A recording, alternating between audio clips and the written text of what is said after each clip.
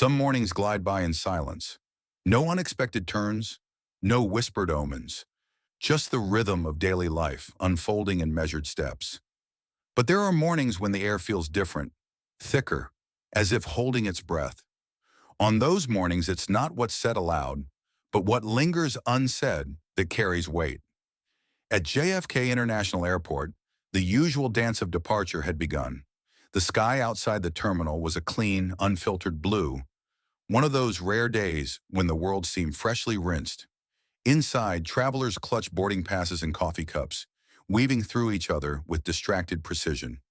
Rolling suitcases hummed across the polished floor, mingling with distant boarding announcements and the occasional chime of a flight update. Gate C-18 was already filling. Flight 721 to San Francisco was a full one, and the mood, while calm, bore the usual undercurrent of impatience. Among the passengers, stepping forward toward the priority line, was a tall, elegant woman dressed in a charcoal wool coat and navy blue turtleneck. Her black leather carry-on was worn at the handles, the kind that traveled far more often than it stayed home. Her walk was neither hurried nor hesitant. It was measured, like someone who didn't need to rush to be on time. Her name was Dr. Ayana Brooks. She didn't look like someone seeking attention. Her hair was pulled back in a neat bun, her posture relaxed, her presence calm. But something in the way she carried herself, quietly self-possessed, made a few heads turn. Ayana handed over her boarding pass to the gate agent without a word. The scanner beeped, approved. First class, the agent nodded with a quick smile. She returned the smile with a polite nod and proceeded down the jetway. Meanwhile, a flight attendant stood at the aircraft doorway, greeting passengers as they entered. Her name tag read Melissa Grant, and she had the crisp poise of someone who'd worked in the skies for over a decade. Her blonde hair was perfectly pinned back, her uniform pristine, and her tone rehearsed to polite efficiency. "Good morning," Melissa said to the first few boarding passengers, flashing a tight, automated smile. Then Ayana appeared at the door. Melissa's gaze lingered for a second too long. Her smile faltered for a fraction of a second before it returned. Something about the woman's posture, or perhaps her face, seemed to stir a thought she didn't say out loud. "Ticket?" she asked. Ayana raised an eyebrow, gently but clearly. Already scanned at the gate, Melissa offered a short, "Oh," followed by a strained smile. "Right, of course. Welcome aboard." Ayana walked to her seat, one away, placed her bag in the overhead bin, and sat down. She removed a leather-bound notebook and pen from her tote and began to write, crossing one leg over the other with effortless poise. Melissa, however, lingered a moment longer at the front of the cabin, glancing back toward the woman now quietly settled into first class. There were other passengers to greet, and yet something unspoken, needled her. It wasn't about the seat, or the coat, or the notebook. It was something deeper, less justifiable, and harder to admit, even to herself. As the last of the first-class passengers boarded, Melissa made her way down the aisle, making polite chatter. When she returned to the front, she passed Ayana again. She watched the woman's pen glide across the page, fluid, thoughtful, and undisturbed. A second flight attendant, a younger woman named Jenna, approached Melissa with a clipboard. "Final check on first class?" Jenna asked. Melissa's eyes narrowed slightly as she nodded. "Yeah, I'm going to double-check something." She stepped toward Ayana's seat and paused. "Excuse me, ma'am." Ayana looked up, pen still in hand. "I need to verify your boarding information again. There's a discrepancy in the seating chart," Melissa said, her tone edged with false politeness. Ayana looked at her calmly. "Is there a specific issue?" "It seems you may have been assigned the wrong section," Melissa continued. "Do you have your ticket on hand?" Ayana didn't flinch. She reached into her tote and retrieved the digital confirmation on her phone, holding it out for Melissa to see. Melissa took a long moment to read the screen, then handed it back. "Strange. I'll double-check with the gate." "No problem," Ayana replied simply, and returned to her writing. Melissa stepped aside, lips pursed. Her eyes darted toward Jenna, who raised an eyebrow as if to ask silently, "Is something wrong?" But Melissa only shook her head slightly. Passengers continued to board. The plane filled. The air grew warmer, more enclosed. Ayana wrote on. As the door to the aircraft prepared to close, Melissa took one last look at Ayana, as though trying to convince herself that something about the woman didn't belong, that her presence had disrupted some internal order. But what she didn't realize, what no one did yet, was that the most powerful person on the plane was not wearing a badge or sitting in the cockpit. She was seated in 1A, writing quietly in a leather notebook, waiting, not to be served, but to be seen. It didn't take long for the mood on Flight 721 to begin shifting. After the doors closed and the plane began taxiing toward the runway, the usual announcements hummed through the cabin: seat belts, emergency exits, and tray tables. The passengers, lulled by routine, slipped into the quiet rhythm of travel. Some scrolled through their phones, others closed their eyes. In 1A, Dr. Ayana Brooks placed her pen back into her notebook, folded it shut, and exhaled softly. But something was different. Flight attendant Melissa Grant moved briskly up and down the aisle, performing her duties with a speed that felt more agitated than efficient. Jenna, the younger attendant, noticed it too. Melissa's clipped replies, her sharp glances toward row 1, and the way she hovered near the galley, peeking at the passenger manifest as though trying to confirm something her gut refused to let go. In her mind, Melissa couldn't let it rest. First-class passengers don't usually look like her. That thought, of course, had no place in the airline's handbook. It wasn't policy, it wasn't professional. But in her mind, it had grown roots, quiet, invasive ones that now dictated every glance and gesture. 15 minutes into the flight, when the beverage service began, Melissa decided she'd had enough. She moved down the aisle with the cart, smiling at passengers offering drinks and snacks. Her tone was clipped, but passable. When she arrived at Ayana's row, she didn't smile. "What can I get you?" Melissa asked, arms crossed, voice slightly louder than necessary. Ayana looked up.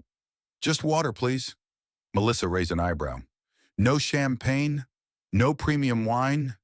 You are in first class, you know." There was a silence, brief but heavy. Ayana looked directly at her, her voice level. "Water is fine." Melissa poured the water with more force than required, the plastic cup trembling in her grip. She handed it over without a word, then turned sharply on her heel and moved to the next row. Jenna, watching from the galley, frowned. She had seen it, and so had several passengers nearby. A white man across the aisle, a businessman in a tailored suit, lowered his newspaper and exchanged a glance with the older woman beside him. Whispers began, subtle but unmistakable. In 1A, Ayana took a small sip of her water, then calmly reached into her coat pocket. She removed her phone and tapped the screen once. No fuss, no expression, just a quiet, deliberate motion. She wasn't angry, not yet, but she was done waiting. In the crew galley, Melissa muttered something under her breath as she stowed the service cart. Jenna, unable to keep quiet anymore, stepped closer. "Hey," she said gently, "was something wrong with that passenger in 1A?" Melissa scoffed. "I just don't think she's supposed to be there. Maybe it's fraud. I don't know. The energy's just off." Jenna blinked. "You mean the black woman?" Melissa's jaw tightened, like she hadn't expected the question to sound so stark out loud. "She's not acting like someone in first class," Melissa replied, as if that explained anything. "She's sitting there quietly, writing. She hasn't said a word," Jenna replied, her voice rising just slightly. "What exactly are you basing that on?" Melissa didn't answer. She turned away, reaching for her service checklist like the conversation had ended. But it hadn't. Not for Jenna, and certainly not for Ayana. In her seat, Ayana had now sent a single message. Not a complaint, not a plea. A simple update. 10 minutes passed. The plane was now cruising over Ohio. The seatbelt sign was off. Most passengers were relaxed. And then, the chime. A soft ding from the cockpit. Moments later, the captain's voice came over the intercom. "Ladies and gentlemen, this is your captain speaking. We've just received word of a technical issue we need to investigate further. Out of an abundance of caution, we'll be turning back and returning to JFK. We appreciate your understanding." Gasps, groans, confused murmurs. Jenna turned sharply. Melissa looked stunned. "What the hell?" Melissa whispered. "This wasn't in the pre-flight notes." Jenna's eyes flicked toward 1A. Ayana hadn't moved. She was calmly sipping her water. But this time, she was watching. Melissa stormed toward the cockpit, demanding to speak with the captain. She returned minutes later, visibly rattled. "I don't get it," she muttered. "There was no issue when we left the gate. No mechanical flags. No turbulence." Jenna's voice was barely above a whisper now. "Maybe it wasn't about the plane." Melissa turned slowly to face her. Jenna nodded gently toward 1A.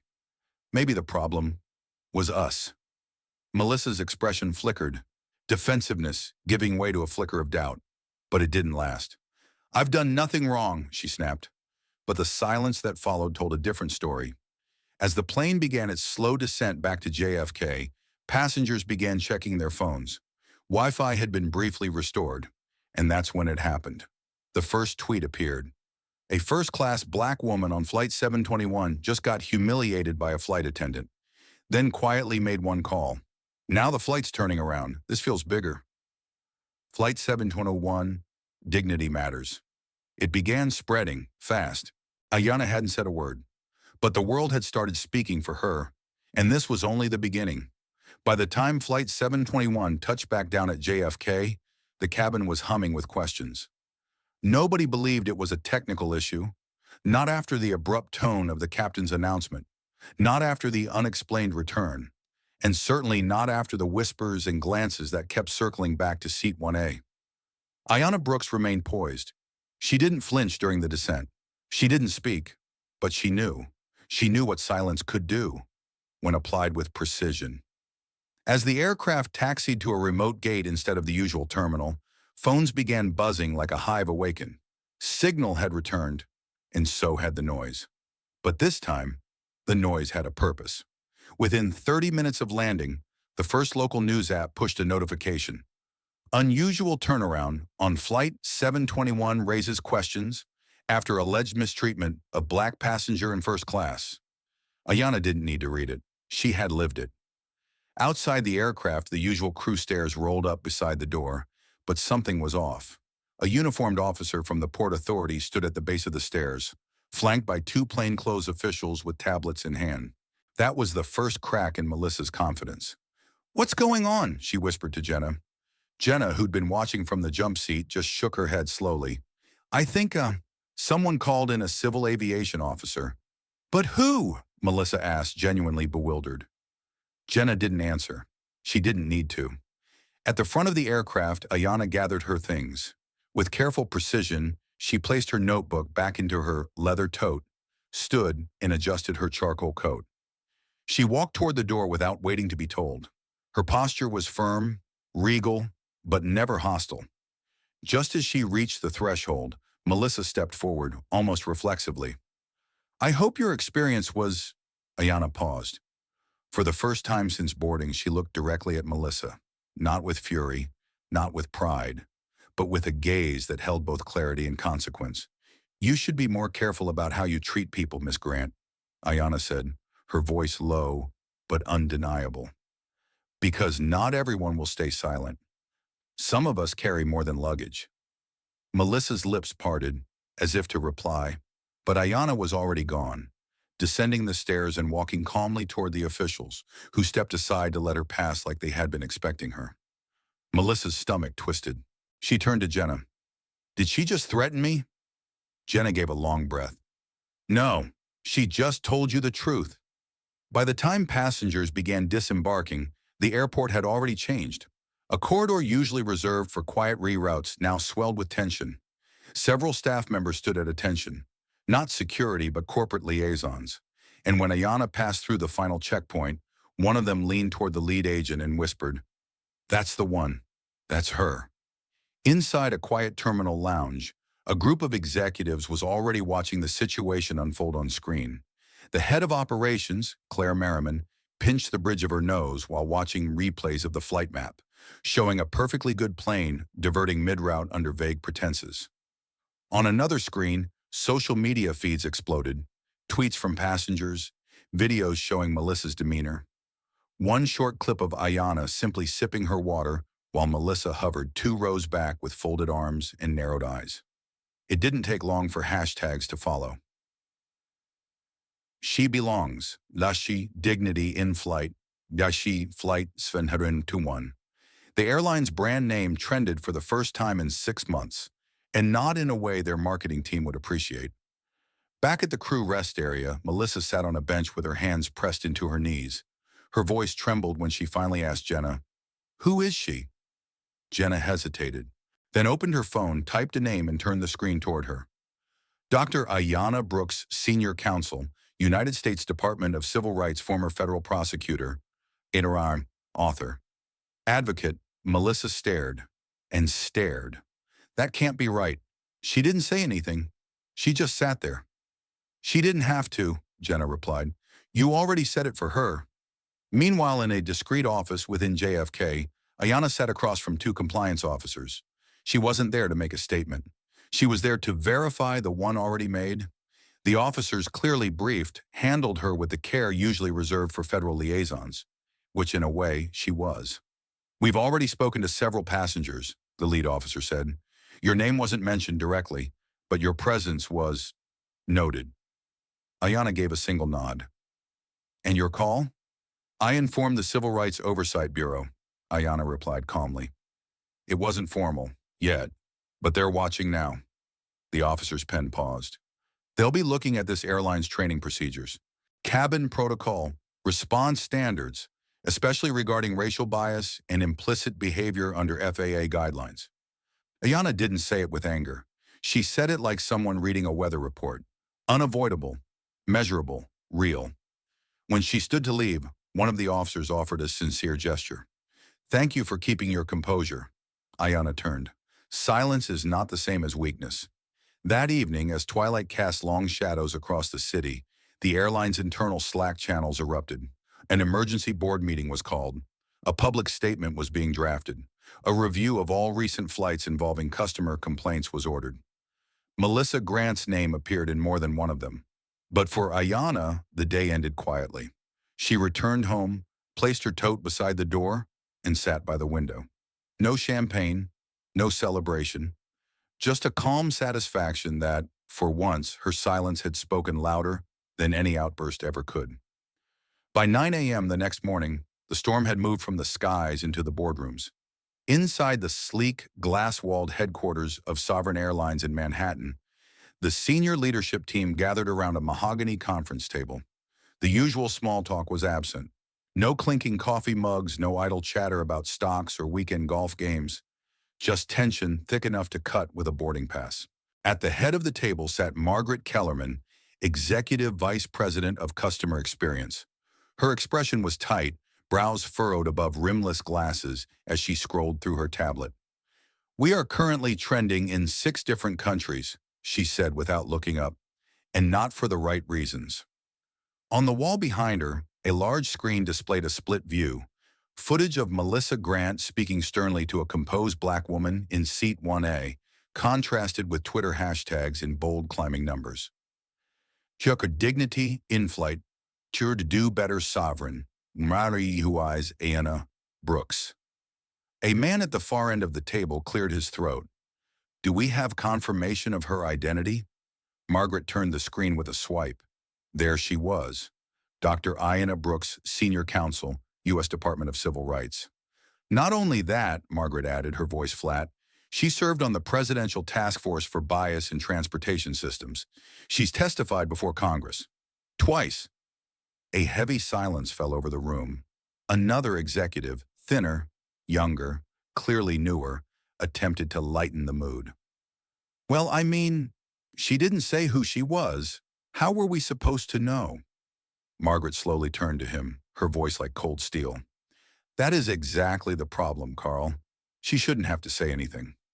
Meanwhile, in a cramped crew debriefing room tucked away in JFK's West Wing, Melissa Grant sat hunched, her hair now tied back in a loose, nervous bun.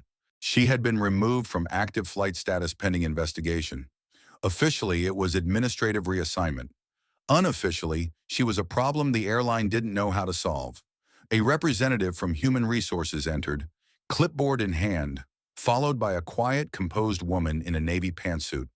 The latter introduced herself not with a smile but with authority. Layla Warren, Director of Internal Ethics Compliance. Melissa sat straighter. Am I being fired? Layla didn't respond immediately. She sat across from her, adjusted the chair once, then placed a single document in front of her. I want to give you a chance to explain your side of the incident. Melissa blinked. I didn't do anything wrong. She didn't belong in first class. And why not? Layla asked quietly. Melissa hesitated. She just didn't fit the profile. Layla's pen froze mid-note. Fit what profile exactly? Melissa's mouth opened, then closed. She had no answer that wouldn't sound worse than silence. Layla continued now with chilling clarity. According to multiple witnesses, you raised your voice, questioned her ticket, despite it being valid, and hovered over her for the first 20 minutes of the flight. Then, when she asked to speak with a supervisor, you declined to notify the captain and instead doubled down. You escalated. I didn't know who she was, Melissa repeated, her voice cracking. Layla leaned in slightly. That's the second problem. Back at Ayana's apartment in Harlem, the morning unfolded in quiet contrast. She moved like clockwork. Tea, emails, then a call with the Department of Civil Rights. Her role in the incident was now subject to protocol, given her federal status. But her superiors were calm, supportive, and above all, watchful. Ayana, said her supervisor on the call, you did everything by the book. You didn't declare your role. You didn't demand treatment. You simply allowed their system to reveal itself. That makes your case even stronger. I wasn't trying to make a case, she said softly. I just wanted to get home. A pause. And now? Her supervisor asked. Ayana looked out the window. Now I want them to remember. By the afternoon, media pressure had doubled. A leaked memo surfaced on Reddit, allegedly from Sovereign Airlines' internal Slack, showing early awareness of potential optics risk once Ayana's identity was discovered. That phrase alone triggered outrage. News anchors began comparing the case to historical incidents of discrimination in air travel. Editorials were drafted, podcasts were scheduled, civil rights organizations reached out. Then came the turning point. A video, not from Melissa, not from the airline, but from a young woman who had been seated in 1B right next to Ayana. In her 2-minute clip, uploaded to TikTok, she said, I watched this happen with my own eyes. That woman never raised her voice, never acted entitled. She just sat there and was treated like she didn't belong. I didn't speak up then, but I am now. The video went viral, and in its wake, so did something else. Stories. Hundreds of comments from other passengers across the country. Same airline, different flights. Black women, brown men, Muslim families, all with eerily similar phrases. She didn't look like a first-class passenger. He probably used someone else's ticket. They looked suspicious. Ayana hadn't called for a movement, but she had become the spark of one. At Sovereign Airlines, the board convened a second time that day. This time the discussion wasn't damage control, it was survival. Margaret spoke without theatrics. We are sitting on the edge of a cliff, she said, gesturing to the projected graphs showing tanking stock sentiment. What we do in the next 48 hours will decide whether we are complicit or evolving. She looked directly at the CEO. We grounded Melissa. We issue a full apology. We begin bias retraining, not optional, mandatory, every level. The CEO hesitated. And if we don't? Margaret didn't blink. Then Flight 721 will be the first of many cancellations. The following morning, every major news network carried the same headline in slightly different fonts. Sovereign Airlines issues public statement, following discrimination allegations. But those who clicked on the link expecting clarity or accountability were greeted with a statement that sounded more like corporate evasion than contrition. Sovereign Airlines takes all reports of customer dissatisfaction seriously. We are currently conducting an internal review regarding Flight 721. We regret any inconvenience caused and remain committed to providing excellent service to all passengers. That was it. No mention of Dr. Ayana Brooks, no acknowledgement of the flight attendant's actions, no apology, and most damning of all, no ownership. Within minutes, the internet erupted again. Hashtags that had begun to simmer now exploded back to the top of trending lists. Yarijan, say her name. Kanasha, not an inconvenience. Tanashani, sovereign, silence. At her desk in Harlem, Ayana sat back, arms crossed, rereading the statement in disbelief. The insult wasn't just that they hadn't said her name, it was that they had tried to bury the truth under layers of sterile phrasing. Inconvenience felt like a slap. But Ayana didn't rush to respond. Instead, she did something far more unsettling to the airline. She remained calm. She picked up her phone, called the one person who had always understood both her restraint and her fire, her father. Judge Harold Brooks was a man of few words and even fewer public appearances. But within legal and civil rights circles, his name held weight, an architect of several landmark decisions, including the 2012 Implicit Bias in Public Service Act. He was retired now, but his voice, when used, still commanded attention. When Ayana finished recounting the statement, there was a long pause on the other end. Then, "They didn't learn a thing, did they?" "No," she said softly, "and I'm done waiting for them to." Another silence. Then her father spoke four simple words. "Let's move the needle." By noon, Ayana had made a decision. She wasn't just going to demand an apology, she was going to change the conversation. With support from her former colleagues at the Department of Civil Rights, Ayana drafted a public response. Not a rant, not a call-out, but a carefully worded open letter to the airline industry. It read in part, "I boarded Flight 721 not as a government official, not as a lawyer, not even as someone looking for recognition. I boarded as a citizen expecting dignity. I was met with suspicion instead of service, interrogation instead of welcome. And what Sovereign Airlines calls inconvenience, I call a systemic failure." The letter didn't stop there.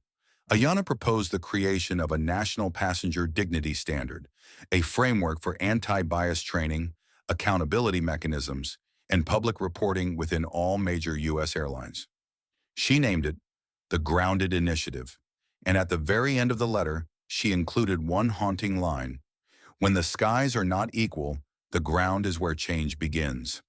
The letter went live at 3:14 p.m. By 3:32 p.m., it had 1.2 million views. In Sovereign Airlines' executive suite, chaos returned. Margaret Kellerman was already fielding furious calls from airline partners and internal legal teams. The CEO, red-faced, paced the floor. "She went public? With a policy proposal? Who the hell is she?" Margaret didn't bother hiding her exasperation. "I told you, she's not just a passenger. She's a movement." An intern rushed in, breathless. "Sir, ma'am, CNN just announced a segment tonight called The Grounded Initiative. Is air travel equal?" The CEO stopped pacing. "And?" "They invited Ayana Brooks for a live interview." That evening, Ayana appeared on national television, not as a victim, not even as a whistleblower, but as a reformer. She wore a dark emerald blazer, her hair pulled back with quiet authority. Her voice, steady and warm, never once trembled. The host, a seasoned anchor named Lisa Medina, asked, "Dr. Brooks, why do you think this incident resonated so deeply with people?" Ayana paused thoughtfully. "Because so many people recognize themselves in it. Not just the injustice, but the silence that follows. We're told to brush it off, to stay calm, to be grateful we were even let on the plane. But dignity isn't a luxury, it's right." Lisa nodded. "What would accountability look like for you?" "Not firings, not quick PR fixes.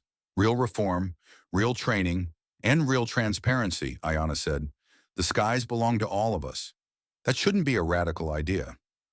By the time the interview ended, the network's website had crashed from traffic, and inside Sovereign's headquarters, the word crisis had been replaced with a new one: reckoning.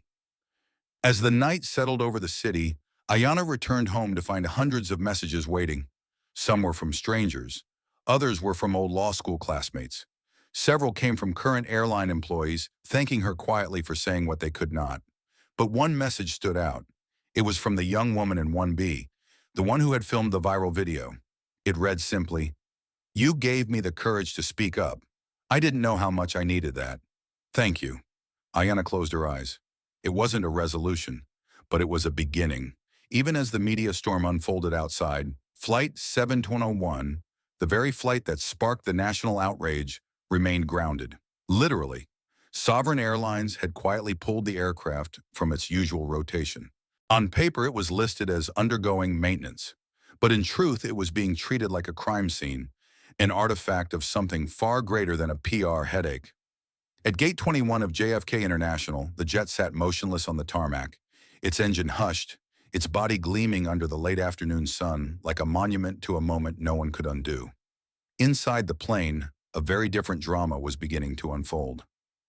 Amanda Reese, the flight attendant whose voice had sparked the chaos, was back on duty, but not flying. Instead, she was called to headquarters for a compulsory compliance interview. She wasn't accompanied by a union rep. No one walked beside her. And for the first time in years, Amanda wasn't in uniform. She sat at the far end of a conference table, staring at a blinking red light on a voice recorder, her fingers twitching. Across from her sat a panel. Two HR investigators, one lawyer from the Office of Ethics, and unexpectedly, a black woman in a Navy suit introduced only as Director Willis. Amanda hadn't been briefed on her identity, but the moment Willis spoke, Amanda straightened. Before we begin, let me be clear. This is not just about one incident, Director Willis said. This is about patterns, culture, and consequences. Amanda forced a smile. I understand. Do you? The lawyer asked pointedly. Because we've reviewed 10 prior passenger complaints tied to your name, all dismissed due to lack of video evidence. Until now. Amanda's confidence flickered. They weren't about race, she snapped. They were about protocol. Director Willis leaned forward, folding her hands slowly. Tell me, Ms. Reese, what protocol allows you to shout at a seated passenger who's shown no aggression, no noncompliance, and who had a valid first-class ticket? Amanda opened her mouth, then closed it. There was no script for this. Meanwhile, in Harlem, Ayana Brooks was sitting with a different kind of audience. She had been invited to speak at a private roundtable hosted by the Coalition for Equity in Transportation. The room wasn't flashy, no cameras, no mics, just folding chairs, tired walls, and about 30 people, mostly black and brown travelers, pilots, flight attendants, and service workers. Each person had a story. A woman in her 60s spoke first, recalling how in 1997 she was escorted off a plane for making the cabin uncomfortable after she asked for water 3 times. A young Latino man who just completed flight school shared how he was asked if he was the janitor or the baggage guy during a Delta interview. A current Sovereign Airlines gate agent, who insisted on anonymity, spoke in hushed tones about casual training language that made people of color feel like potential threats by default. No news cameras, no audience applause. But Ayana listened to every word. She wasn't here to speak. She was here to witness. When it was her turn, she stood up slowly. I didn't want to be a symbol, she began quietly. I wanted to go home. That's all. But I realized something. If I didn't say anything, I'd be complicit in letting this happen again. And again. And again. She looked around. We don't need more viral videos. We need systems that don't let people like Amanda Reese feel untouchable for a decade. We need to shift culture from the inside. The room nodded in heavy silence. Then one woman whispered, Amen. Back in Sovereign headquarters, Amanda's interview had gone off script. I didn't shout, she said defensively. You did, the investigator said, playing the clip. Amanda's voice, sharp, clipped, hostile, blared from the speaker. It echoed through the cold conference room like a weapon. Ma'am, you are not authorized to sit here. Stand up or I'll call security. Then on the tape came Ayana's voice, soft, calm, unmistakably composed. Would you mind lowering your voice, please? The contrast was devastating. Amanda looked away. For the first time, she understood why people were angry. And still, no apology. By day's end, Sovereign Airlines released a second statement. This one, notably different in tone. We acknowledge that our previous response fell short. We deeply regret the incident that occurred on Flight 721 in the way it was handled. An internal review is underway. The employee in question has been placed on immediate administrative leave. We have also reached out to Dr. Ayana Brooks privately to offer our apology and initiate a discussion around actionable reform. But it was too late for reach out. Ayana wasn't waiting for them to shape the future. She was already building it. That same evening, she received an email. Subject line, request to collaborate. Sender, National Transportation Board. The message read, Dr. Brooks, we are launching a federal task force on equity in aviation. Your leadership and insight are critical. Would you consider serving as a founding advisor? Our first convening is scheduled in D.C. next month. With deep respect, Commissioner Raina Pierce. Ayana exhaled slowly. This was more than justice. This was a transformation. She looked out her window at the city skyline, its lights flickering like beacons of stories waiting to be heard. Her phone buzzed. A text from her father. The needle is moving, Ayana. Proud of you. She smiled softly and typed back. We're not done yet, Dad, but we're in the air now. The headlines were no longer whispers. They roared. Flight 721, the incident that grounded a system. Ayana Brooks to join National Equity Task Force. Sovereign Airlines in freefall. What went wrong? But amid the media frenzy, Ayana Brooks was not celebrating. She was preparing. Because while Sovereign Airlines struggled to control the narrative, Ayana understood the deeper truth. The world doesn't change because of outrage. It changes because of structure, policy, and persistence. And change was calling. 2 weeks after the flight, Ayana arrived in Washington, D.C., not as a passenger, but as a representative. The invitation from the National Transportation Equity Task Force was not symbolic. It was strategic. For the first time in decades, a coalition of regulators, airline executives, cultural advisors, and civil rights leaders was gathering to address the unspoken institutional bias at 35,000 feet. Inside the marble halls of the Wilson Federal Center, a small plaque outside room 407 read, Task Force Convening, Equity in Aviation, Safety, Dignity, Accountability. Ayana paused before entering. She wasn't wearing a lab coat, no academic title pinned to her chest, just a tailored Navy suit and a notebook held firmly in one hand. She was here not to relive what had happened on that flight, but to make sure it never happened again. Inside, a U-shaped conference table stretched beneath glowing chandeliers. Around it sat people from every corner of the aviation industry. Captain Leonard Samuels, a retired black pilot and veteran of over 25 years. May Lynn Torres, head of inclusion at Aero Reach. Senator Colby Mitchell is co-sponsor of the Passenger Bill of Rights Act. And several faces Ayana recognized only from news clips. CEOs, whistleblowers, former victims, even airline union reps. When she was introduced, Ayana stood up. No pre-written remarks, no press team, only her truth. I boarded that flight as a citizen. I left it as a cautionary tale, she began, voice steady. But I'm not interested in being a symbol. I'm here for structure, for consequences, and for a future where equity is not a press release, it's a protocol. Silence, then applause. Not performative, but reverent.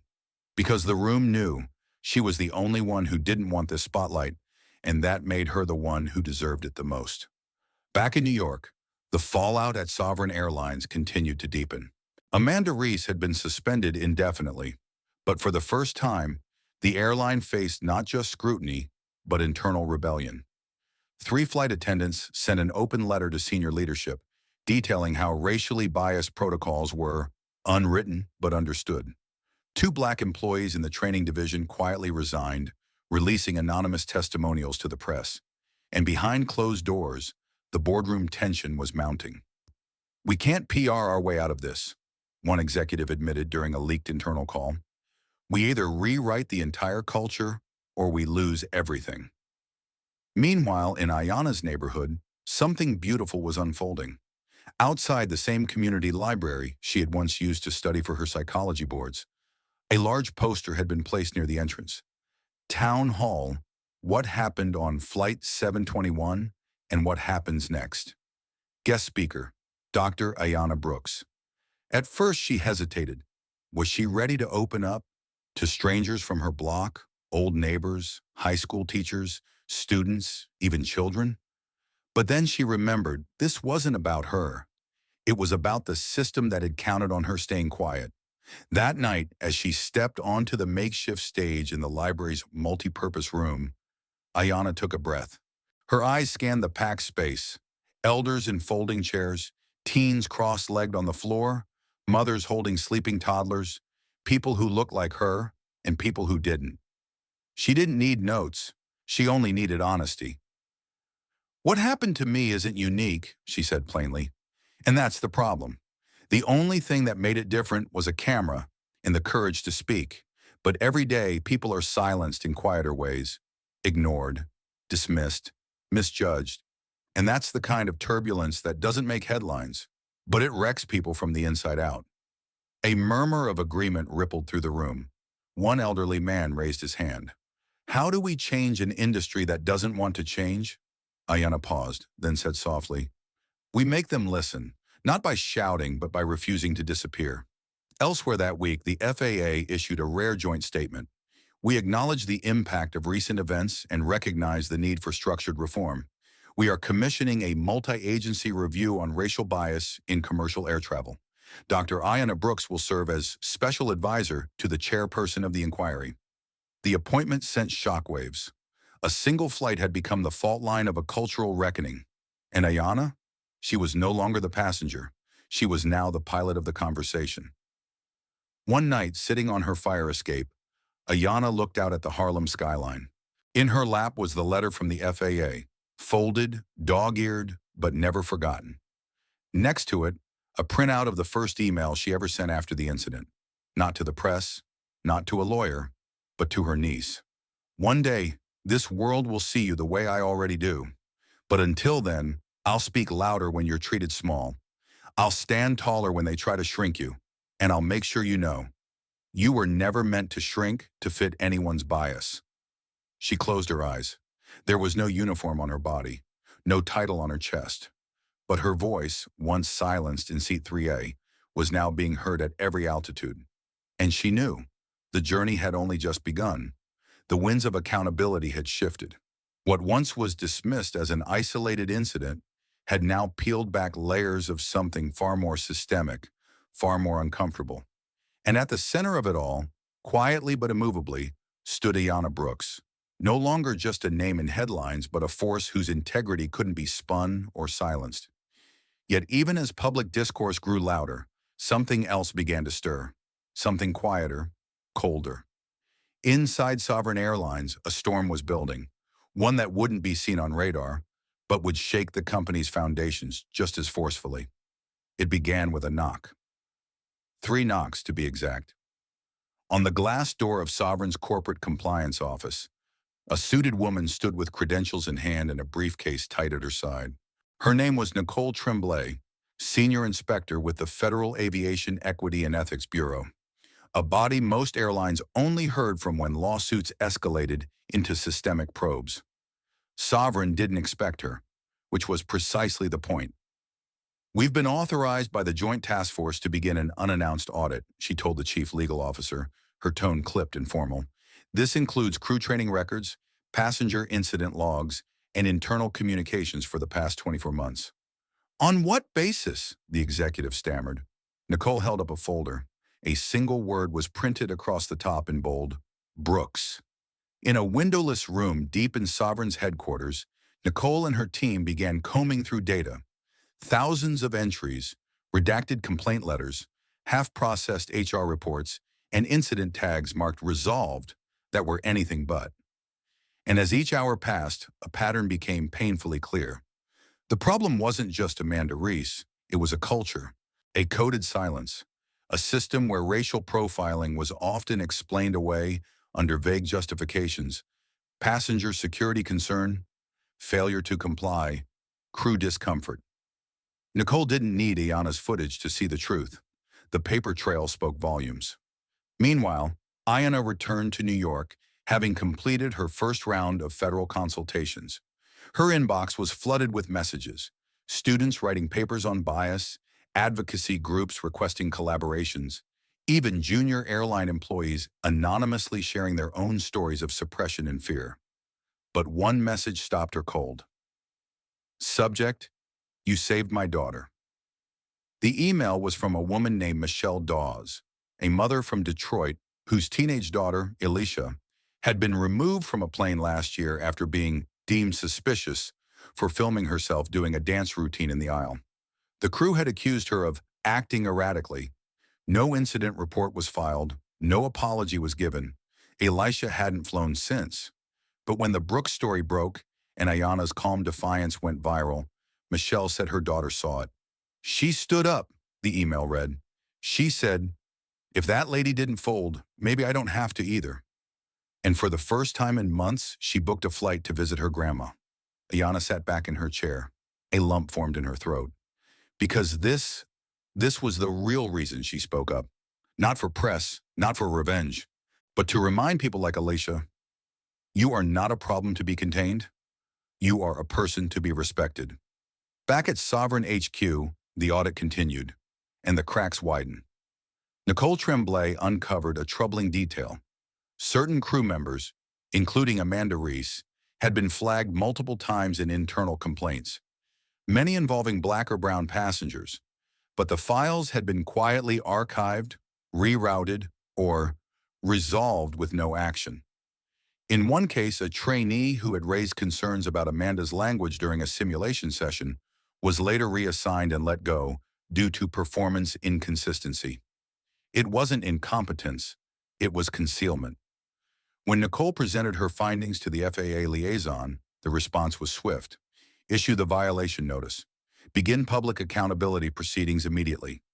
Meanwhile, Ayana's story reached an unexpected platform. The National Assembly on Aviation Culture, a once insular summit of top executives, union leaders, and federal regulators. Historically, the Assembly had focused on safety metrics, innovation, and logistics, not bias. But this year they changed the opening keynote title to Altitude and Equity, what the Ayana Brooks case has shown us all. When Ayana stepped on stage, the ballroom was dead silent. She didn't deliver a fiery speech. She asked one question. If your systems can get someone like me treated like a threat, then who exactly is safe to fly? You could hear the breath leave the room. In response to mounting pressure and the findings of Nicole's audit, Sovereign Airlines released an emergency statement. Effective immediately, we are initiating a full-scale reform of our crew training protocols, disciplinary review process, and DEI accountability systems. Amanda Reese is no longer employed with Sovereign Airlines. Furthermore, we are launching an independent oversight board, chaired by Dr. Ayana Brooks, to monitor cultural transformation in our organization. It was too late for many, but it was a beginning. And Ayana, she had no interest in being their PR token. I'll chair it, she told them bluntly, if I have the authority to change it, not just advise it. They agreed. She accepted, but made one thing clear. I don't want plaques or photo ops. I want policy, I want consequences, and I want every future passenger, especially the ones who look like me, to know that dignity is not an upgrade. It is standard. That night after her keynote, Ayana received a message from her mother. A simple line. I always told you your voice was your gift. Now the world hears it too. She didn't reply immediately. She simply looked out the window of her modest Harlem apartment, where the city glowed and pulsed with life. Messy, vibrant, flawed, and trying. And she thought, the sky had always been hers. Now finally, it was starting to feel like it. The sky looked the same. Planes still took off, still landed. Jet engines still hummed over quiet suburbs. But inside the marble halls of Capitol Hill, something had changed. A hearing had been scheduled, and not just any hearing. For the first time in recent aviation history, Congress was convening a federal review on systemic discrimination in air travel, sparked not by a tragic crash or mechanical failure, but by a silent refusal, a calm voice, and a question that couldn't be buried under jargon. If your systems can get someone like me treated like a threat, then who is safe? That voice belonged to Dr. Ayana Brooks, and now the system had to answer. In room 212 of the Russell Senate Office Building, the air was heavy with anticipation. The room, usually reserved for defense or foreign policy discussions, now bore a new placard at its door. Public Hearing, Aviation Accountability and Civil Rights. Inside, committee members shuffled notes and reviewed briefing documents. Media crews gathered silently along the back wall. A national audience was watching. When Ayana entered, dressed in a simple navy suit, no entourage, no fanfare, you could feel the room settle. She didn't carry outrage. She carried the truth. Dr. Brooks, began Senator Miriam Harlan, chair of the hearing. Thank you for joining us. You are here not as an accuser, but as a catalyst. We recognize the gravity of your experience. Please proceed. Ayana leaned toward the microphone. I want to make one thing clear, she said. This is not just about me. She paused. This is about the woman 2 rows behind me who flinched when the flight attendant glared at her for asking a question. It's about the single father whose children were split across aisles because the system didn't value their togetherness. And it's about every person of color who has ever stepped on a plane and quietly prepared to defend their humanity at 30,000 feet. No dramatic crescendo, no theatrics, just precision and conviction. The panel asked pointed questions about training gaps, about disciplinary loopholes, about how many isolated incidents it takes to constitute a culture. Ayana answered each one not with assumptions, but with data from the audit, testimonies from other passengers, and evidence uncovered during Nicole Tremblay's investigation. But the moment that shifted the room came when Senator Green, a former airline executive, asked with visible tension, Dr. Brooks, what would justice look like to you? Ayana didn't hesitate. Justice is not an apology after humiliation. It's not retraining someone after they've traumatized a child. Justice is when the system begins to fear silence, because it knows silence means exposure. The room went still. Even the cameras paused. Meanwhile, across the country, Amanda Reese sat alone in a hotel room in Denver. Her career was over. Her name, once obscure, was now embedded in national shame. She scrolled through coverage of the hearing, watching Ayana speak, her tone unshaken, her presence unwavering. And for the first time, Amanda felt something deeper than embarrassment. She felt irrelevant, because Ayana's battle had never been about Amanda. It had always been about the scaffolding that allowed Amanda to exist unchecked, and that scaffolding was cracking. In the weeks following the hearing, legislation was drafted under the name the Passenger Dignity and Equity in Aviation Act. The bill included mandates for mandatory annual anti-bias training for all airline staff, a transparent national database for misconduct reports, legal representation for passengers removed without criminal charges, a civilian oversight board with rotating chairs from marginalized communities. Dr. Ayana Brooks was selected as one of the first appointees, and that selection wasn't met with applause inside corporate boardrooms. It was met with restructuring, because now every airline had to answer a new question. What happens when the people we dismiss start drafting the policies that govern us? In a rare interview on 60 Minutes, Ayana was asked, how did it feel, knowing one quiet phone call grounded a flight and shook an entire industry? She smiled faintly. I didn't make the call to cause chaos. I made it because I was tired of dignity being optional. The interviewer leaned forward. And do you think things have truly changed? Ayana paused. I think change doesn't begin with punishment. It begins with fearlessness. And right now, people who once whispered about injustice are finally speaking out loud. Outside of the public eye, a ripple effect was already underway. Former passengers who had long buried their mistreatment now came forward. A young black woman named Kira Stanton, who had been wrongly accused of shoplifting at an airport gift shop years ago, contacted Ayana to share her story. Ayana connected her with pro bono legal counsel. A Filipino flight attendant named Marco Reyes submitted a whistleblower affidavit, confirming that certain senior crew had unspoken codes about which passengers to monitor, usually targeting Black, Middle Eastern, or Latinx individuals. A reform movement had begun, but Ayana wasn't celebrating, not yet, because systems don't change with headlines. They change when they can no longer protect those who abuse power and must empower those who dare to challenge it. At a small community college in Queens, Ayana returned to teach a guest seminar on ethics and power. The final question from a student was simple. Would you do it all over again? Ayana looked around the room. The students, the open notebooks, the spark in their eyes. Yes, she said, but this time I wouldn't be the only one standing. It was a warm spring morning at Reagan National Airport, the same terminal where it had all begun. But today, no one was shouting. No assumptions were made. No dignity was questioned. Instead, banners hung from the arrival concourse that read, "One sky, one seat, the right to dignity in flight." Passengers looked up at the words. Some paused to take pictures. Others simply smiled, quiet acknowledgments that something at last had shifted. In Gate C-22, a press event was being prepared, but not for a politician, not for a CEO, for a woman who had asked a simple question: why do I have to fight for respect I've already earned? And because she refused to remain silent, a nation listened. Inside the terminal lounge, a crowd began to gather. Press crews, flight crews from multiple airlines, union reps, civil rights leaders, and young interns wearing badges that read Equity in Aviation Fellows. And then, stepping forward in a calm stride, came Dr. Ayana Brooks. No armor, no anger, just grace.